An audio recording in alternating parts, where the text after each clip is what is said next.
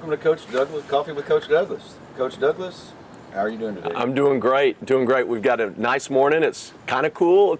You can tell it's going to be a little warm. We're getting a little bit of that early fall, summer weather. It was pretty hot yesterday. We're expecting a pretty hot one this Saturday for our next game at McMurry in Abilene, Texas. But it's a good morning. Had a little technical issues to get started this morning, and we're running a little behind, so all of our faithful followers waiting for the live stream, we apologize. Hopefully you hung on 6.5 minutes to get this, but we're ready to rock and roll. Well, it's going to be worth it because we're going to talk about a win last week. That's right. Westminster. That's right. I'm going to just let you go into that. Absolutely, yeah. No, game against Westminster College. Again, if you didn't see last week, very familiar with them.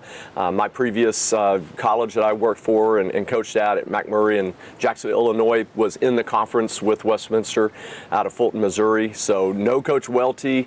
He's 25 years there at Westminster. We had a great time getting to follow up and talk a little bit, and got to visit with one of my friends, Albert Kern, who's the offense coordinator there at Westminster as well. And so it's always a challenge, or a difficult, I guess, when you have to play against friends and colleagues and people that you really enjoy their time and have a lot of respect for, but it's competition, and they get that too. That's part of it.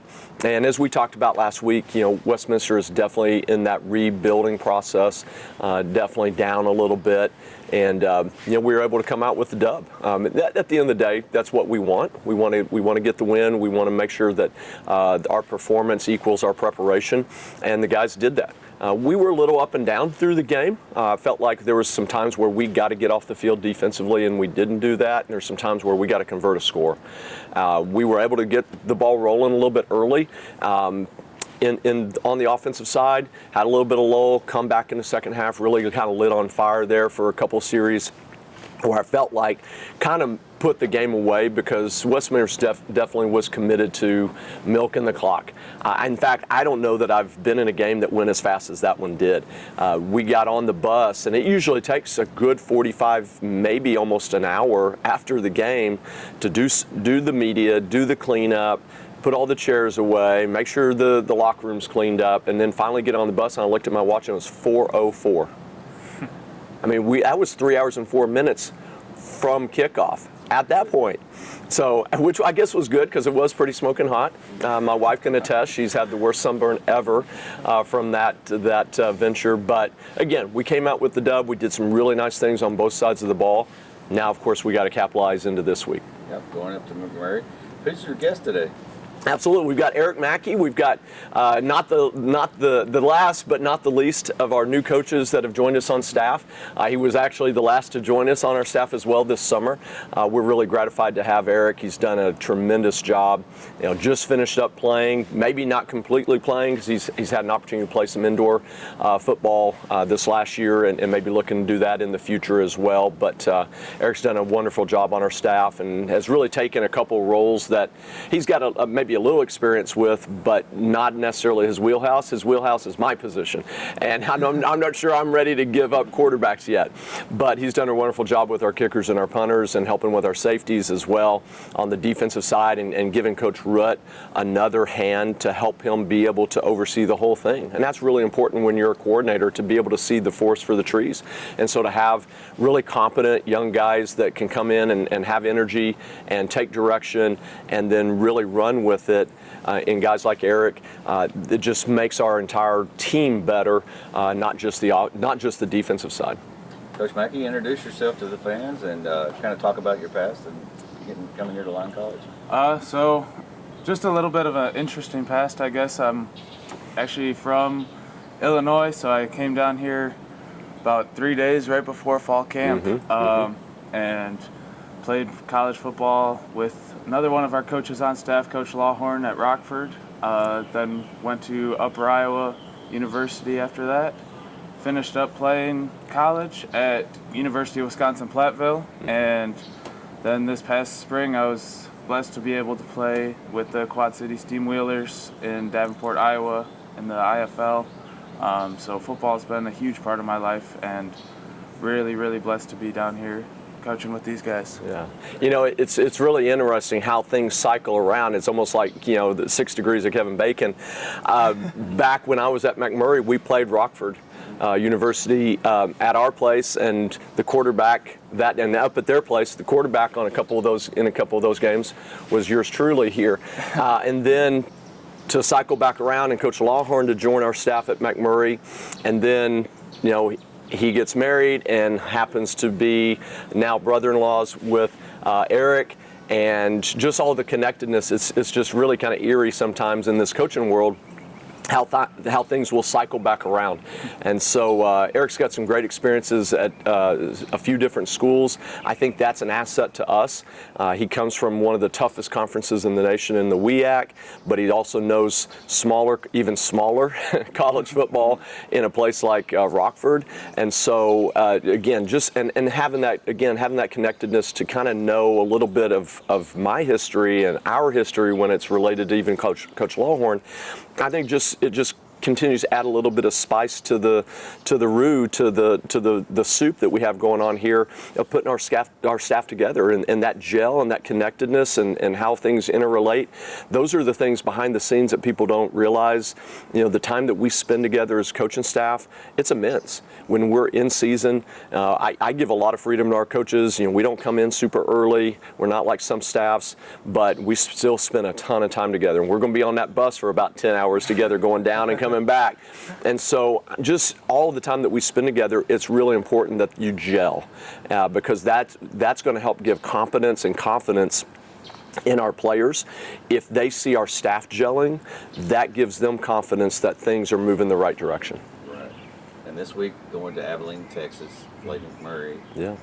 Talk about them a little bit. Yeah. Not too many people up here know about McMurray. Yeah. So back in the day, again, when I was at McMurry, we used to really emphasize the Mac because people would get confused with McMurry and Abilene, Texas, especially when we were recruiting down in Texas. There was a lot of confusion. In fact, I have a funny story. I think we recruited a kid out of El Paso to come to McMurry in Illinois, but he thought he was going to McMurry in Abilene, and so he ended up transferring after a semester or a year down to McMurray. But I do have a little bit of history with McMurray.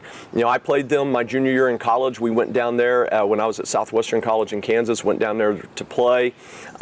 We spent not quite a year when we were at Abilene Christian. Michelle and I was my first time coaching outside of my alma mater, and so that was a big experience to be newly married and then to move off to a brand new town in a place that was not something that was familiar to us. Had a great experience. I loved Abilene, and in Abilene you've got a unique situation where, at least back then, you had one Division II school and two Division III schools all in the same town. Well, now you have a Division I school and two Division III schools in Hardin-Simmons and McMurray. And so again, some of these things kind of cycle back around and how things interrelate and the connectedness. So I feel it's not a homecoming by any means, but I'm familiar. We spent quite a bit of time in Abilene. I was joking with Michelle earlier that I need to find the breakfast burrito place that we always hit up when the staff on a Thursday or a Friday morning we were in early to get ready for a trip or whatever. We'd go hit up the breakfast burrito place. So just some fun times that we spent down there, and so it'll be interesting to get back there and to come check out how things have changed and how things are probably still the same. And so it's a program that is playing in probably the toughest Division III conference in the nation, just like Howard Payne 2 weeks ago. This is going to be a high-quality opponent. I think a lot of people will get fooled. They'll look at last year's record. They'll even look at this year's record and say, hey, they were 1-9 last year. They're 1-2 right now. That doesn't look very good, but people look at records and they don't know the context around those records. Everything is relative, especially in Division III football, where strength of programs is very regional. You go to the ARC, the American Rivers Conference. People think, oh, it's Iowa. Football is not that important unless you're Iowa or Iowa State. There's no Division II schools in Iowa. So if you are an athlete that wants to play football and is really good, and you don't go to Iowa or Iowa State, which they only have 25 scholarships a year, so that's not very many, and they're not using a lot in Iowa, You're going to go to Wartburg. You're going to go to Co. You're going to go to Dubuque. You're going to go to Central, places like that. These are really high caliber athletes that are going to some of these schools. It's just like that in Texas. I mean, where do people go to recruit football when you're in the north and the south? It doesn't matter. You're going to go to California. You're going to go to Texas. You're going to go to Alabama. You're going to go to Georgia. You're going to go to Florida.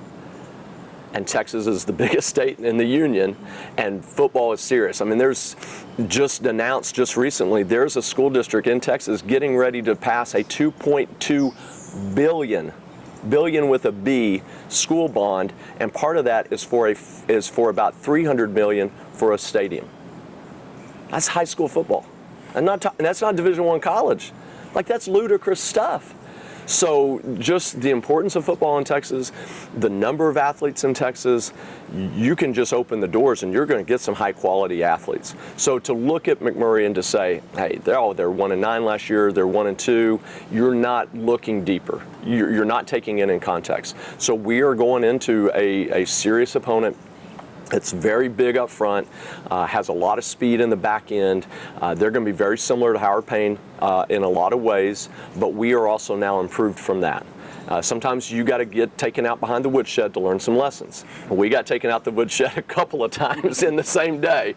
And so now, as I told the team, yes, okay, we played Westminster, definitely not as fast, not as big, not as experienced as what we just faced in Howard Payne, but we're getting ready to come right back around and see that type of caliber of athlete again this Saturday. So as I tell our guys every day, the 1% rule applies. We've got to get 1% better every day. We have to level up every day. And so we've had a good week of practice so far. We got one more we got to get in the books. We're doing this a day early because we have to travel. We're leaving out at 6 a.m. tomorrow morning on Friday. So the guys need to be prepared. We'll cap this week of preparation off today with a really strong practice and get our legs back underneath us and then be ready to go when we hit Abilene, Texas. Talk about that momentum that's coming off the Westminster game. Mm-hmm. Some of the players that really stepped up, and Coach Mackey after Coach Douglas. I'm going to say the same thing. Yeah, So, yeah, absolutely. Well, it's good to get Jalen Babers back on track. I don't think he's right quite at 100% on when you look at Saturday's game, but he's starting to work back up, and so I'm confident. I've had loads and loads and loads of confidence in him. He will start rounding into shape. He knows he's anxious for him to have that breakout game. We were really hoping it would be a little bit of a bigger game for him Saturday, but it was really a good way to get back on track for him. Thought the offensive line played really, really well, probably across the board. When you're talking all the way across the board to Seabree and Four and Stephen Hill, Gibby at right guard, talking about Zane Alls at right tackle. That entire unit played really, really well, I thought, offensively. Our wide receivers did okay. It wasn't a spectacular day for those guys. Reggie had a great catch there in the end zone to get us a score. Xavier had a great catch on a 4 verts to lead us into that score, and then got a score of his own down there in the goal line on a little fly sweep. So we can call that a throwing score for Brady, even though it's really, really kind of a screen, really kind of a handoff. But, I thought a lot of our guys on the offensive side played really well. But defensively, Kedrick Wooten just continues to improve, continues to impress. It really was a situation where you can't run at him in this last game Saturday. He'll face a much tougher opponent this week, but even then, he's going to be in situations where he's going to have an opportunity to dominate and shut down 1 to 2 gaps because he knows how to play a gap and then plus over and neutralize 2 gaps a lot of times. Guys like Will Litton played a really, really, really strong game throughout until kind of the end, had a few missed tackles, but had a tremendous game. Our kicking game continues to improve. Jesus, who works with Coach Mackey here every day, just continues to get a stronger and stronger and stronger leg. Again, he's a freshman. You're going to have some kicks that maybe go awry every once in a while, but punt game, I mean, he's just booming it. Kickoffs, we put a couple in the end zone with not a lot of wind to our back, so continuing to really see improvement there. And there's a lot of guys, some young guys, a couple of freshmen that are doing a really bang-up job on special teams, like a Trampa Stubbs. He's right down the road in Mountain View, doing a tremendous job on special teams as well. So a lot of guys that did a lot of great things. Oh, and can't forget Micah Morris. I mean, 2 picks there, 1 on the goal line. Guy really needed him to fall into the end zone there instead of giving it on the 1. But he had a great pick there and had one earlier as well. So I was telling him he's got to get the hat trick, but we couldn't quite pull that off. Almost did. Yeah. Coach Mackey, what do you think about last week's game? Last week was fun. I mean, if we look defensively, the first play of the game, they ran ISO right up the middle, and Michael Wingo stepped up, ran right through the fullback, and ended up making the tackle. And I think that set the tone real well for the defense, and they knew that they were ready to play. And Coach Douglas said, Will Litton, he flies around the field. He's always around the ball, making almost every single tackle, or at least around it. And Michael Morrison, he was a ball hawk last game, which was real great to see. And our 2 safeties, John Stockton and Tanner Pollett, they were on top of everything and really, really took away anything from the pass game that they were trying to do. It was a real fun game. I know a lot of guys were jumping around on the sideline, yelling, screaming. I got into it a little bit with them, jumping around with them, which was real fun. Offensively, it was real good to see Brady Miller go back there and just seem very, very confident the entire game, which was amazing to see, and a huge, huge confidence builder going into this week against McMurray. Yeah. Awesome. Speaking of McMurray. Yes. Not Mac, but Mick. All right. What really concerns you about them? Speed. I mean, I watch obviously a lot more defense, having to get ready for offensive calls. Different from going back to Howard Payne. Howard Payne, I was really concerned about their overall speed, particularly on their defensive line. Now it's more physicality, size, just brute strength with their defensive line. Not as much speed rushers, but they will pressure quite a bit. I mean, they may pressure us, bringing blitzes up to 50% of the time, maybe more even against us. When we run the analytics, we're looking at about a 46% blitz rate. That's really, really high. And so just the fact that they're going to bring some constant pressure. Now the key will be, can number 10, can Brady throw under pressure, but not to the point where, and we've got to break him of this habit, and this is my fault in coaching him. It's not his fault. We've got to teach him how to quit using his legs as much and use his arm and his brain to get rid of the ball in open spaces when pressure comes, because that's not his bag. That's not his game, is the run game. His game is being 6'4" and throwing the ball over people and going to the right spot with the ball. So we worked really hard this week, and we'll work one more day today on pressure releases. How to get rid of the ball, where to get rid of the ball quick when you get something in your face. It's all about where pressure comes, we replace the pressure with the ball. So we're doing some things, not differently necessarily, but just some variations on what we already have to allow him to be able to have more access to some guys when that pressure comes, but the pressure will come. And so those guys have got to be ready for it. And so we're training them every day, every moment for it as best we can. Awesome. Coach Mackey, talk a little bit about the defense, the defensive backs. And, what do you expect out of your special team kickers? I mean, Jesus has had a great week of practice, and he's always getting better. He's come up to me almost every single day saying that he's been watching videos on how to kick, and that's hey, I love the extra work. And defensively, for our safeties, I mean, they're going to be fast, and that quarterback, he likes to throw the ball down the field. So, last week we did a great job of staying on top of everything, and we're going to have to do a really, really good job this week too. They got a lot of speed, and they got some guys that can do some things and catch almost every ball that comes near them. So we're going to have to be good and have to stay disciplined, and I think our defense is going to do real well, and our kicking game should be pretty great as well. Yeah. Yeah, no, it's funny to hear talking about Jesus, getting on YouTube or whatever and finding some techniques. If you can be a 300 bowler and convert to football and learn how to play quarterback and go to a national championship game as a quarterback and then play in some professional leagues by watching YouTube, to learn how to quarterback watching YouTube, maybe I need to become a social media influencer. That's a good idea there. You touched on what the success points are going to have to be against McMurry. Yeah. How are we going to be successful? What do we have to do? We can't, offensively, we can't turn the ball over. And we've done a good job, minus the Howard Payne game. Unfortunately, keep coming back to that. That's a lesson we've got to learn the hard way. We can't turn the ball over, and if we do, it can't be in our own territory. We tell the guys all the time, good things are going to happen, bad things are going to happen. How are you going to react to both is going to determine what happens next.